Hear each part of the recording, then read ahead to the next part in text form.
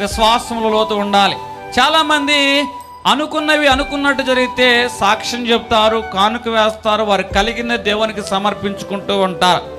కానీ అనుకున్నది కనుక జరగకపోతే విశ్వాసంలోంచి తొలగిపోతారు, ప్రార్థన ఆపివేస్తారు, సహవాసం ఆపివేస్తారు, వ్యక్తిగత సంబంధాలు, దేవునితో ఉన్న సంబంధాలన్నీ కూడా వారు ఆపివేసుకుంటూ ఉంటారు.